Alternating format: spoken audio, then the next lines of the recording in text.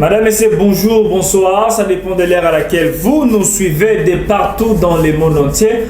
Bienvenue dans votre émission Libre Expression. J'ai l'honneur de recevoir pour vous moi Mboka Trésor Lumudi Abbé Cholé na yende to peut solo ya Mboka Congo. Bon ninga na kanina molonku na ngai en fait na Kingo. George molonku yango. Na Kingo na ngai drapeau ya Mboka et la secteur le Mboka na biso. La patrie ou la mort. Nous allons défendre notre pays, mais avant de nous allons traiter Mboka na biso. Moi Mboka, bonjour et bienvenue. Merci beaucoup Ndekonanga Arma journaliste à solo. Merci pe bandeko nyonso bazolanda biso yo Kabas Expression 26 TV. Bandeko yo ba s'abonner pour ba beke awa rimer ou soit fausse information et les karaté. Nzamba pambola bino et nous profitons de cette occasion aussi pour remercier bino na ba remarque. Si je suis pour une parfaite communication. Merci Nayope na plateau alelo je crois que tu solo là ça qui batou balela. Merci beaucoup Nathalie Botoni, merci pour la disponibilité pour la disposition parce que Marie ba programme est belé, tu es là disponible pour nous informer na bolimo ya Mboka pour le côté c'est pas comme mani par rapport à l'information Mboka Congo. Merci beaucoup pour la disponibilité Nayope. Merci Nayope de Kwarma na bolimo ya Mboka tant il faut épée ça makaka. Vu que tu comprends même na tête il y a des institutions ecclésiastiques et comme il n'a pas paille il y a des étrangers pour l'intérêt donc Fridola Mbongo défend l'intérêt des Rwandais. Il faut tous avoir tant de expliquer. Si je dois vous demander en tout cas ce n'est pas un serviteur de Dieu mais toi solo là. Merci beaucoup moi Mboka tout ba directement na ngo ya mon actualité moi Mboka Fridola Mbongo azali papa cardinal il y a catholique au awa Mboka Congo et puis ngumba kisasa wa simba l'église catholique ya Mboka la Sumo Bimba ye a kendaki na kikuti na minute oyo tozo ba papa ba momo ba mona ye ba phrase na ye par rapport ya évangélisation to pe maté ya wa tei biso ataki ba catholique onyo sto ya kikuti abande bokolo ke non soki Congo ezalaki paradis akolinga okende te na état actuel ya Mboka Congo so RDC ya monde paradis akolinga okende te réaction d'abord par rapport ya maloba wana ambongo aza na raison le baïso qui Congo ezalaki paradis même paradis yango ya solo ambongo akokende te c'est quelqu'un qui a signé le pacte avec le diable pour aller en enfer. Ah non, mais c'était pas trop fort. Mais comment est-ce qu'un serviteur de Dieu qui prêche la parole de Dieu azolo baki soki Congo ezalaka paradis alinga kende te alinga kende te pour yango na lobi ke lui ambongo du fait que lobi bongo du fait que ambongo lobi bongo ça prouve clairement et nettement que yako kende paradis te ambongo azana makila pe ya peuple congolais ambongo azana souffrance peuple congolais na maboko na e ambongo azo défendre intérêt ba rwandais ambongo azo boya peuple congolais se retrouver na kacha corruption bazo ki na enseignant na domaine ya gratuité enseignement ambongo azali combien des enseignants fictifs bazo na école catholique. Est-ce que bibliquement parlant en tant que serviteur de Dieu prêcheur de la parole de Dieu bibliquement parlant est-ce que bazo ba enseignant fictif combien d'écoles fictifs au bazo na kacha église catholique ba peut-être balanda biso ba koyeba impact ya ba enseignant pe école fictif de Kwarma c'est-à-dire que mbongo alete bimaka na ba école tout soit ba enseignant oyo ezalaka te mais na mikanda l'état école ezali ba enseignant baza l'état bimisaka mbongo futaka mais bato wana na ba école wana ezalaka te mais amongo parle paradis amongo nazotanga na kombo Fridola Mbongo l'actuel cardinal de l'église catholique n'ira pas au ciel. Même nazo yebisa yo mais lui-même c'est nazo c'est ses propos lui-même alobi ke ngana ko kende lola te tabiso Congo da paradis mais Congo est à paradis pourquoi comment est-ce que un serviteur de Dieu peut donner cet exemple que Congo est à paradis comment est-ce que Congo est à paradis par quel miracle Amon veut nous amener à autant c'est biso ceux qui Congo t'as degré à bassesse soit disant serviteur de Dieu ceux qui Congo pourquoi parler de ceux qui pourquoi peut Congo est à paradis pourquoi il y a plusieurs états pourquoi Congo c'est une façon il y a qu'on défendre l'intérêt il y a ba Rwandais ah bon na mbongo azo défendre l'intérêt ba Rwandais tant on mon Olive Lembe azo simbisi ba nyoka azo tambuse kingakati Olive Lembe c'est le mari et la femme de Joseph Kabila nani a yebité que Joseph Kabila va traiter certains étrangers.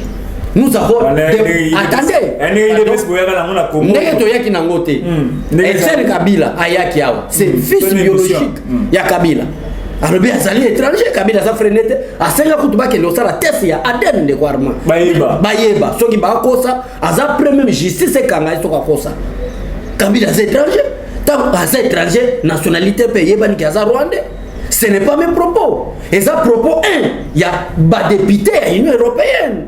Balobi était au Boma Kabila Laurent Désiré. Peut-être aux Moutou à la médiocrité intellectuelle. Tu imposer wana to banda ko yiba biloko Congo bien. Ça c'est premièrement que tous les Congolais doivent savoir. Mais tant que on a mbongo aso kende ko lukai. Ba solola na yi.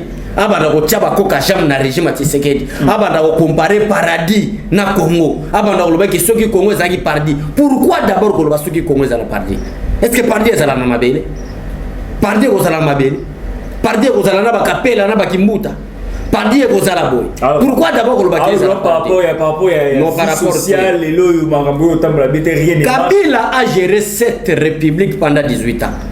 Est-ce que ambongo akoya to sala débat contradictoire naï? Aye bisanga ta plan positif moko ya Kabila. Plan positif moko ya Kabila. Comme na bango eza bande ko nyuso na biso peut-être bo comprendre na biso te.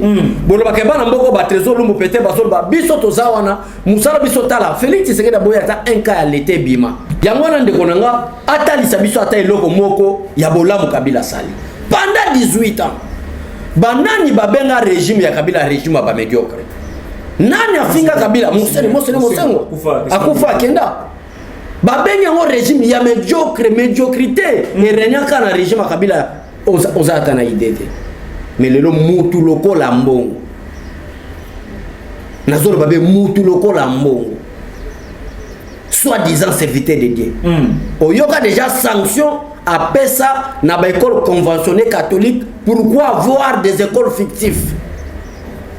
C'est un détournement. Elle n'a pas eu besoin qu'un bon nenga le biboko que Congo soit qui paradis à Okenda moté. Mais quand même paradis à solo paradis céleste. Un bon à côté. Avec des écoles fictives, n'a pas détournant. Ba détournement ils ont salement dans domaine enseignement. Combien nos papas nos parents baza fatigué le loba na bango baboya kotanga école catholique parce que somo baza ko senga bango za kebele. Combien? Mais un bon cardinal ambongo makasi neza kaka ko telemela vicaire soki bobenga nani o atelema ki makambo ke basango babota libanda te nde assistandre yo mona ki na ba école conventionnée catholique na coordination na bango nationale ambongo ba ko suspendre que nous sommes des religieux toza bato to sambela toza bato to prêcher le banzambe. Pourquoi IGF pourquoi contrôle ko tala ke kaka na école n'a pas bakimbanguiste pas ba protestant kaka biso ba catholique biso ba tout le monde ça ba toza ba sango ya solo mais tozo mona été bazo découvrir des enseignants fictifs et des écoles fictives na kati na biso catholique suspension ni na pesa ya wana be ko kendeli felo ambongo. Le royaume des cieux est pour ceux qui marchent avec la sainteté, l'honnêteté. Le royaume des cieux est ça pour na bateau ba défendre quand même intégrité territoriale na bango. Le royaume des cieux est ça pour na bateau batambola na makanisi na NT. Ozota la mbongo na maneta la chose na kati ne ya la haine, la jalousie. Toi qui as montré sur lui qui non, lui attention lui qui non il est là à boire qu'il y a un mot Félix Tshisekedi Chilombo là pour le bakeno moi na Nzambe Yesu Christo la mission na kokaki yé atikaki a glissaki te la mission kokaki a glissaki te voilà tu vois le bakeno ambongo a lobby monseigneur ambongo a lobby te moi na Nzambe autobé na kombo Jésus Christ de Nazareth là c'est 33 ans atikaki ko glisser te il est temps aussi ce qui mission na koki osuka wana pour que ba monsieur spoya ba ko continuer musala o Nzambe atindi bato bi que non aboke lo fati parce que le ba que non bino lo ba que non fati la mission ana manaka na mission mais avec la écoute ko lo ba que non mission na c'est koki atika mais la population va faire cette occasion de glisser les choses parce que mission ici est coquille ou il jouer de la manquablement. Oui, voilà, il a raison. Moi, on a une mission à Kokaki, mais Félix Tshisekedi mission est coquille à noter. Et moi, on a une 33 ans, mission est coquille, Félix Tshisekedi a 3 ans. Donc, en bon, on a raison, Félix Tshisekedi reste encore avec 30 ans. Pour être mission est coquille. Parce qu'il veut la comparaison, non, moi, on a Zambie. Moi, on a Zambie, ça 33 ans, mission coquille. Dirait 33 ans, c'est la terre. Félix Tshisekedi peut avoir une mission il y a 33 ans. Il n'a fait que 3 ans, c'est reste les 30 ans. Il y a une place, parce que ça, la fille de l'ambon, parce qu'il y a 30 ans, il y a président Félix Tshisekedi une mission, peut-être un bon aux Azate. Aza déjà Koufi. Il y a pas ces anamona ndenge Félix Tshisekedi azolonga. Pourquoi parler le glissement? Est-ce que bana nzambe na villa Kikwiti makambaza ko zeleza o kambonga kete ya bango? Kikwiti a des problèmes très sérieux. Une grande ville de Kikwiti qui a plus de 5 communes. Na capacité à population lokola na Kisangani. Mais bafanda na kati ya Mulili pendant 18 ans kabila pour eza la kate. Na villa Kikwiti bafanda na kati ya manque ya mai régie des eaux. Bazo tambola ba distance ya ba 15 km pour na mai ya komela. Si les gens villa Kikwiti bateka ba chasser. Mais to uti na régime oyo ambongo prétend prêcher la parole de Dieu là. Na sisi na villa Kikwiti te. Kaka na villa Kikwiti ndeko nanga tozali na morgo te na Kikwiti soki ndeko na kufilelo bakundi elelo. Parce que mort ya kobomba bebi bembezate. Si les gens na villa Kikwiti balela ba na système akala na mandalala. On se comprend na zolo belo je suis natif de Kikwiti. Si les gens na Kikwiti balela ba système akala. Biso to yoto bandiko bangisa Kikwiti na banzela. Ba ravin, ba grama bulwana on des ravins. Ezako buka Kikwiti parti Félix Tshisekedi ayi a stopper amo. Même église o mbongo azote ya na Kikwiti wa. Elinga kiko na grave mo ezako utakota ITPK. Bana Kikwiti bazola ndanga elinga fati muta stopper amo. Moi ba makadam ekoti. Ah mais c'est le président de la République Félix Tshisekedi alinga zo avenir kempwanza. Achango makadam o ezwa ko bima ti na po ya kwili. On se comprend. Deuxième boulevard bazo sala na ville ya Kikwiti. Parce que pour les akokata Kabila tiki yango kokata Félix Tshisekedi azobanda déjà ba travaux kalate. Courant ka kobola. Ba poto déjà commis na commune ya Lukemi na institut de la fraternité infra. Bazo tia déjà ba promesse sans ni yo ngamona kendaki courant bientôt bana Kikwiti bazo zo courant. Yango nanga nazo se poser de konanga arma. Est-ce que message oyo Fridolin Ambongo akekolo bana ville Kikwiti? Bana Kikwiti bazako zela vraiment iloko wana. Bana Kikwiti bazala ko zela makamba zo lobana. Kikwiti zana manque ya régie des eaux, manque ya électricité, manque ya kolia, nyonso ezate et makamba masumu pe zebele na Kikwiti. Croyant qu'il y a comme memela bango ata maite parce que c'est un serviteur de Dieu, mais comme memela bango lilo ba ya nzambe. Ko pesa bango ko ndima po te makamba kende liboso, mais yake ko lebela bango makamba politique. Et c'est na Kikwiti bazo zela politique. Soka zana pour ça. Je m'excuse. Sauf que ça n'a pas ça. Il y a des chrétiens catholiques qui s'intéressent peut-être à la politique. Bah, n'a pas ça la bonne nouvelle. Sauf que ça n'a pas ça. Il peut créer son parti politique. Non, je comprends. Ah, comme c'est l'église catholique, parti politique. L'église catholique, c'est pour gagner les âmes pour le Seigneur. L'église catholique, c'est pour prêcher la bonne nouvelle. L'église catholique, c'est pour la paix. L'église catholique c'est pour la sainteté. Il y a aussi une église catholique qui va Saint-Père. Parce qu'il aime beaucoup la sainteté. L'église catholique n'a pas besoin. Il y a des déclarations politiques. L'église catholique n'a pas besoin. Il y a donc il y a Makamba Buzoba Oyo. Fridolin Ambongo sali s'il vous plaît. Waneza Buzoba. Bon, ni soki Ambongo sali déclaration mo eza contre le régime to et sumabino bo ataremba la moromba pourquoi déclaration nini oya sala biso to attaquer mbangman et na kati déclaration na omona ki aloba makamba vrai biso to kosa yebisanga déclaration mo vrai to attaquer déclaration na ete est-ce que mutazo sala ba déclaration ezakai batala muka basala ba déclaration c'est de bonne guerre politique. Batebele basala ba déclaration même des serviteurs de Monseigneur Ambongo ko na kati ma politique to linga ko na kati mais la vrai asala ta comparaison mais quand même pour expliquer peuple congolais moi en tant que serviteur de Dieu babenga saint Monseigneur yoka ko babenga Monseigneur babenga Monseigneur asala vrai na ba déclaration na place au Félix Tshisekedi asali mabe alobi clair ka asali mabe to ko beta maboko to bike président changer parce que beti mabe.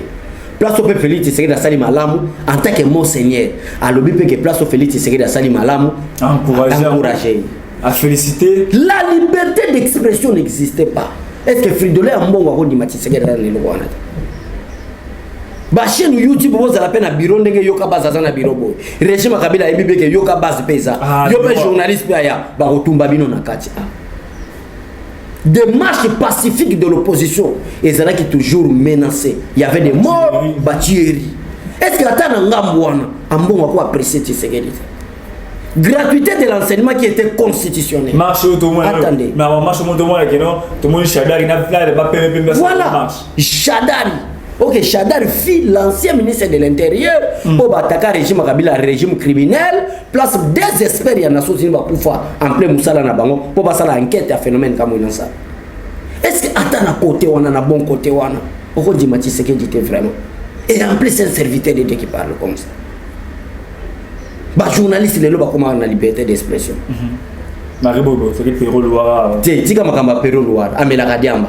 Bato ba mela biloko makasi wana faut pas betailler bato bele ba pesinga conseil autant communauté ils cherchent des bases bato batanga communauté bokaye c'est un journaliste sans formation ni éthique moins encore déontologie bokaye ma papa tout le monde makambo isa sérieux mon seigneur zo sala babuzo ba en tant que mon seigneur et ça la biso peut passer une grande église catholique na tête église catholique qui tia cardinal moko qui veut créer son parti politique au sein de l'église. Et ça n'a pas si. Bah voisin bah Congo Brazzaville bah Tarabiso.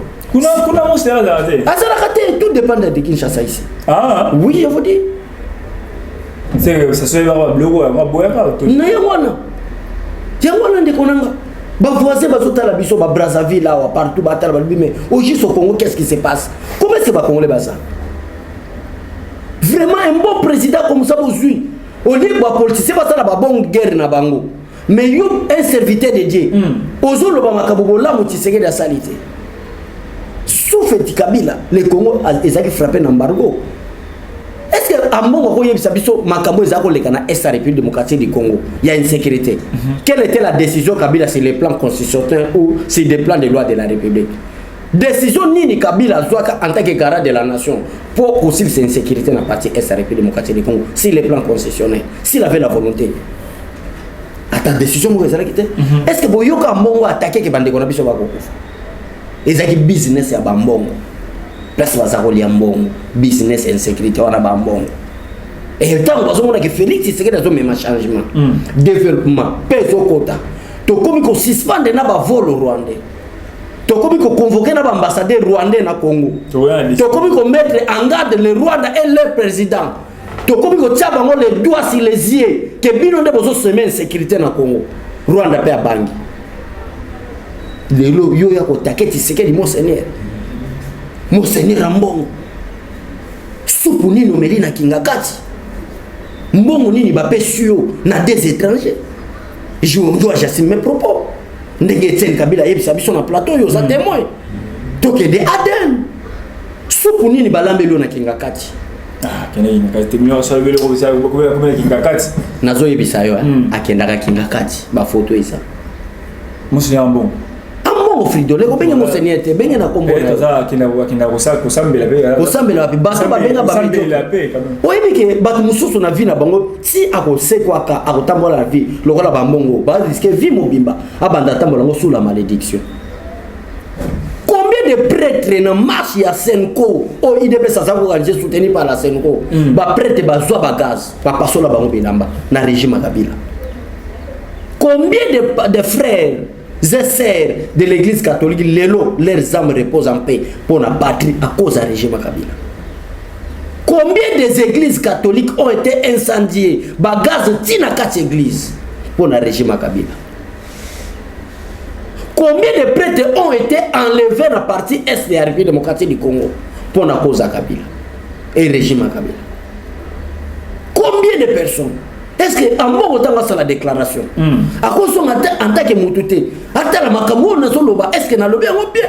Pour na lobé en mabé. Parce qu'en tant que serviteur de Dieu, le belabiso, avant de parler, il faut tourner la langue, même cette fois, pour arriver à la perfection que makamou na lobé à solo. Est-ce que combien de frères et sœurs de l'église catholique, leur mémoire, ils ont crié pour le makambo sur les Ghana Congo, na cause du régime Kabila. Ok, balambelo soupe. Balambelo soupe, ce qui a nini na kingakati, oya. Heureusement, malobani moka kanye. Parce que c'est lui qui a parlé de la mission, c'est lui. Que Yesu mission est là qui. Na 33 ans, il peut mission ici. Ok, Félix n'a fait que 3 ans. Jésus avait fait 33 ans. On reste avec 30 ans. Bon, passe ma casse là, il y a l'air de quoi, bon, à l'Obarabé, à régime na bino, ça, nous passe ma casse. Bon, Et ça, Ndekonanga, Moutuloko Lambonga, Robaïsangate, parce que c'est un simple prêtre. Moutuloko, Nazoro Baclair, Moutuloko Lambonga, Robaïsa régime à Tisséguédité. Nous les respectons à cause de Soutan. Attends, les Moutamassoum, à Salabeko, Bota Bota hier, attends, Salaganéango. Mais à respecter à Ilamba Pembalata. Vous comprenez, Yaya? Non, mais je vous dis la vérité. Attends, Gagane, Bassi à son âge là, Kolanda Bassi, Bagène Ser, Boye, Kobota Bota, Kobomba, Banini, attends, Salaganéango. Mais biso tozo respecter attaque en robe, attends ne fils qu'en robe. Attends na vie à bonzambe boyaza nangote. Mais robo ala taka ya pembe. A mon attaque kilo nangote. Ndekonanga. Ozomona na kati ya bémission boye ndekwarma bato belé ba presaka ba lubike oza courageux, oza mayele, o respecta critique na déontologie. Wana na flatote bato belé ba benga ndekwarma azomona te bonde ni bosale missionnaire ma ko lelo. Soko tali appel makina na WhatsApp mon benga. Parce que bato ba benga par rapport à makamba fridolé to sale mission. Un moment donné yoka bazo eza chaîne à Tshisekedi, Félix Tshisekedi. Expression TV, eza chaîne à Tshisekedi. Mais yo en tant que journaliste, un moment donné mon akapé m'a bien président Félix Tshisekedi poser une question par rapport à la déclaration à Mongo pour te faire la vérité peuple congolais à mon la vérité. Parce que les gens de Mongo Tshisekedi a s'alimenter jusqu'à présent. Attends, mais yo koloba tiamo le bio koloba. Attends mon côté. Pour attaquer Tshisekedi il faut tala bandana ngo tala ndeko nanga. Ba français ba lobi faut reculer pour mieux sauter. Ba tomayele na Congo ba lobi était avant d'attaquer mutu botala na bisika nito utaki poto yeba bisika nito sala nito tozo kendi mais amongo atala ta place to uti na régime à Kabila tout uti wapi. Si le plan diplomatique le Congo n'existait pas, le Congo n'était pas comme un état, na kati ba conseil des nations, le Congo ne participait pas partout. Kabila tela biso bande koné baba rwandais yango zo mona Rwanda za ko dominer sur biso. Est-ce que monga yebi histoire mboka biso problème na biso to banga kamalo ba ya mbongo te. Mais to lingaka ya en tant que serviteur de Dieu azo kamba bandimi ebele mundimi muso ça faible sur le plan spirituel ou intellectuel andimi na ye aveuglement makamba mbongo asali nini asali yango to senga kana ye albana azala tala moi namba 2% la vérité parce que elle azo ba lokuta mutu muso aza fidèle l'église catholique azo ndima kaka oyo monseigneur na bango asali nini aye bisio or que monseigneur na bango azo ba makamba lokuta. Merci beaucoup, Malambo Karndege, au recadré, tu peux répondre, Malambo, répondre, Fridolin Ambongo, Monseigneur, Ozali, Papa Cardinal, la bichou catholico, pas diminuer tout ya catholico, tout le monde autour du boye, bolamu, namana bichou à ton moment, les autres, tout est directement l'actualité politique à la bichou, Abbé Cholé, trésor Lumbu, petit candidat député. Insécurité à l'Est de la République démocratique du Congo, message à général Mbala, Célestin Mbala, ou à PSN FARDC, il y a un plan machiavélique, un plan de balkanisation. Il y a les étrangers qui veulent soutirer quelques mètres de nos terres. Veillez que l'infiltré à côté Namboka la biso et puis procéder à le remonter mon quelques centimètres mon kebo Yamboka la biso et la CDT par étranger aucun message de l'année encouragement c'est symbole pas FARDC péda batteur sikawa azuba formation fraîche batini ba on a Yamboka la biso pour la sécurité. Merci beaucoup, c'est le message que l'IDP se lancer à chaque fois même avant de comme on a pouvoir. Le Congo n'est pas à vendre. Merci beaucoup à général Célestin Mbala. Ils ont poussé biso to finga batoté. Ils poussé biso ni marabiso personnellement et ça la esprit patriotique. To ngate mboka na biso to za la malmener na mboka moko lokola Rwanda ou ma province de bande est plus grande que le Rwanda. Alors Célestin mon général voilà mon général Célestin Mbala félicitations. Félicitations vraiment biso ndeto linga ande boyende konanga arma esprit patriotique la tabato ndenge ba généraux nyonso ba komi côté le maboy yeba bebe infiltré bango bambaraki mana bango ndeko arma félicitations ba militaire ne baza message général que ces solo il y a des étrangers il y a aussi des généraux étrangers qui ne sont pas encore jusqu'à présent identifiés. Mais bah quoi identifier avec les temps. Mais déjà sur 2 ou 3 bah déjà armée na biso bah infiltré on est comploté contre les on a basé belé vraiment baza vraiment belé baza ba colonel ba major ba capitaine ba généraux baza vraiment belé o baza ko comploter contre nani mboka na biso. Heureusement à la tête du pays pour le moment wana ibisa bande ko nyonso ndeko na politique za NT politique za motema mabete politique za ngoba bon guerre ndenge sport ezalaka deuxième place obeta na vita na mazembe tous nous sommes des Congolais mais mutra na club nae tous nous sommes des Congolais mais mutra na parti politique nae boya ndena ba valer na ba parti politique na bino bo défendre mais bo balkaniser ndé bo bannir ndé esprit ya haine ya motema mabe politique c'est pas la haine politique za guerre moko ya ko pousser ba tout que todo bana raté politique za ya kana ba valer objectif makamni zo bundela na vie ni nous sommes na mabe attaquer c'est pas la République démocratique du Congo na monde ndazo ça la politique tous na ba parti politique na monde mais bande on a biso balamuka bande ko nyonso balanda biso partout ba sepela na be biso to sala boye ba malamu ke ozo sangisa biso za c'est le Congo oza congolais mais na lamuka ngana za congolais mais na ikacha IDPS boya na ba valeur na bino botel sa biso tala ba valeur na biso ngo to sala débat ya ba valeur poto tonga mboka na biso meke en muluba wana Tshisekedi wana Chilombo wana pigeon voyageur Chilombo Airways c'est la haine inutile ou ko aboutir na ye boya to sanga boya na débat d'idées to ya to sangana Tshisekedi aza des pères et des mères Adolphe Muzitu des pères et des mères mais na lobi makambo ya Martin Fayulu te poye baza tantôt plutôt to sala nanu étude mboka les années ba des pères et des mères nyonso ba congolais quel que soit vos différents des partis politiques boya to sangana na débat ya ba valeur to tonga mboka na biso l'air maintenant à l'unité bolanda cardinal Mosengo te à cause de la paix étranger parce que na komi ko découvrir ba des pères et des mères na koloba na bango muto aza père et des mères congolais papa ba ko sa biso ebele au moment ta betalinga lebele waza monter Équateur lokuta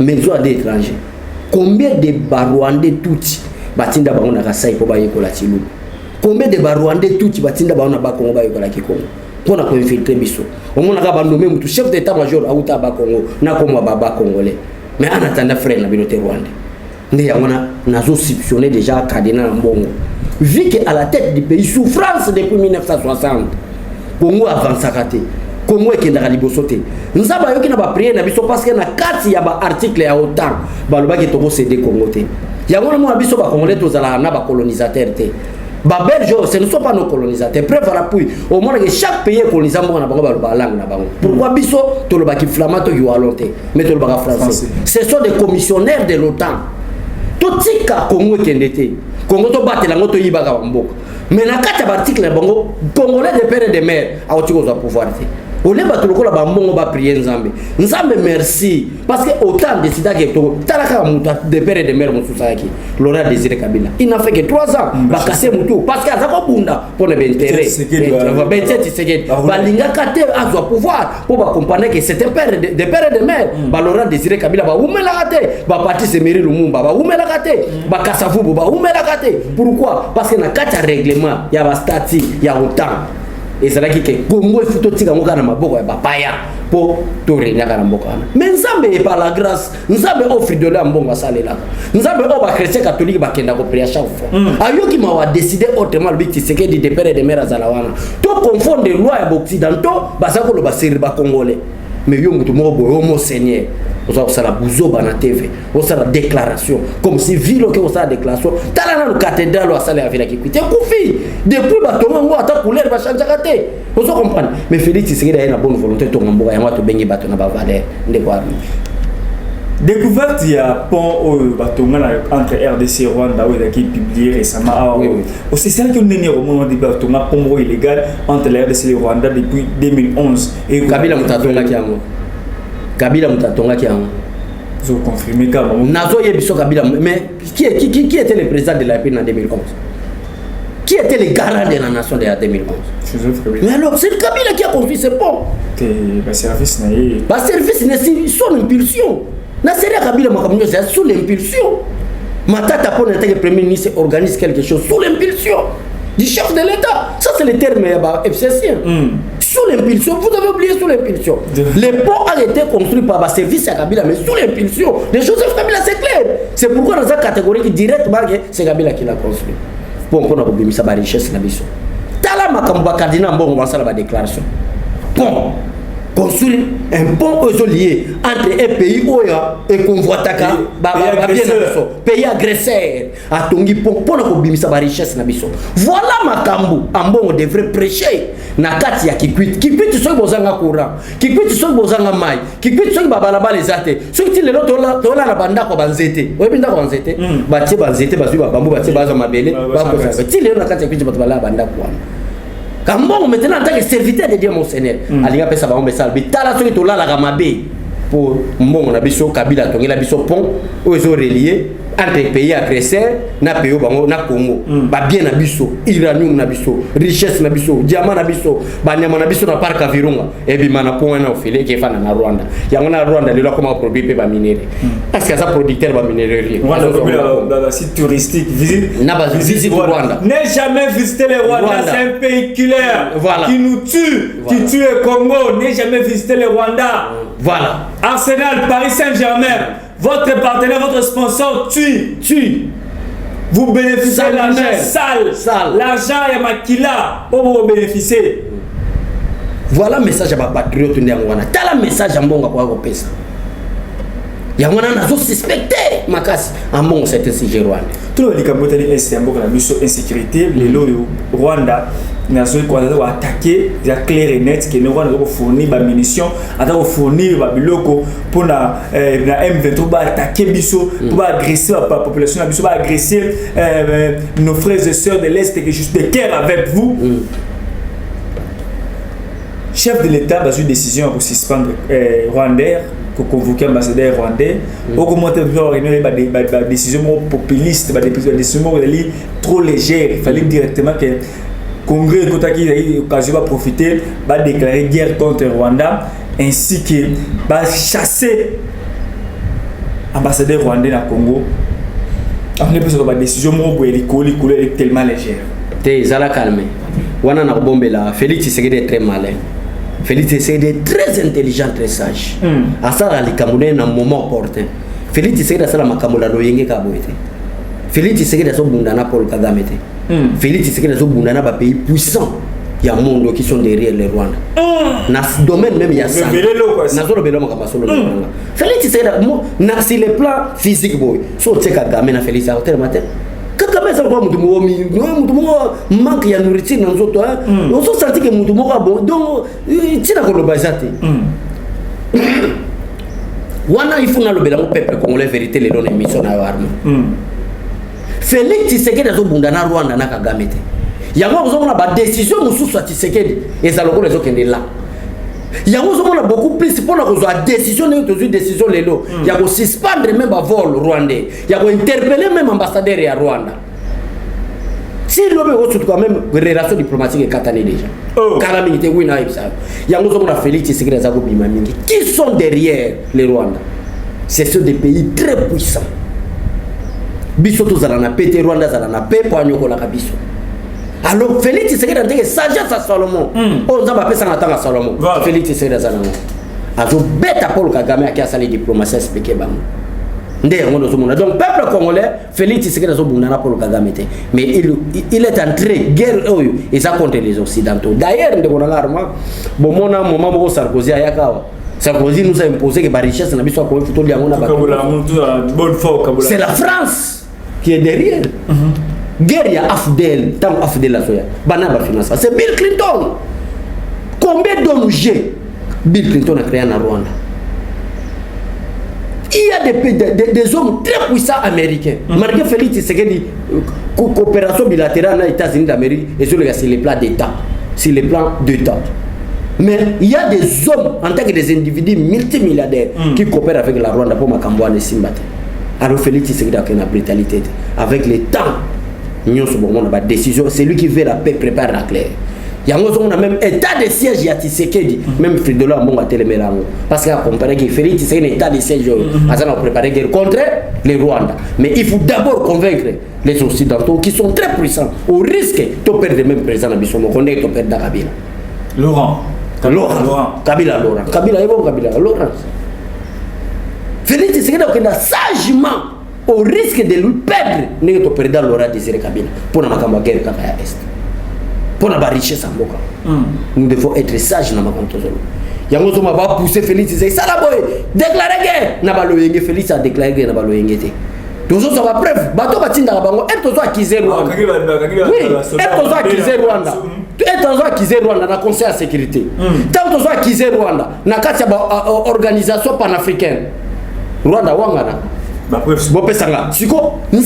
Grâce, nous avons arrêté plusieurs dizaines de militaires rwandais avec leur matériel, avec leur tenue militaire. Nabato M23 Tokanyi Bango qui utilise le matériel militaire rwandais. Tous les preuves, Toké n'a pas décidé avec l'État. Ça, je dois être réel et vrai. N'a pas Congolais va comprendre pourquoi. Ma décision nous face à la sécurité. Félix Akenda parce que ça va décider à monde qui sont mêlés aussi là. Félix Akenda brutalement au risque de les perdre. Moi, je suis un dialogue tout sur là. N'a pas Rwandais. Avec l'élection, à aventuré. Donc, un dialogue n'a pas Rwandais.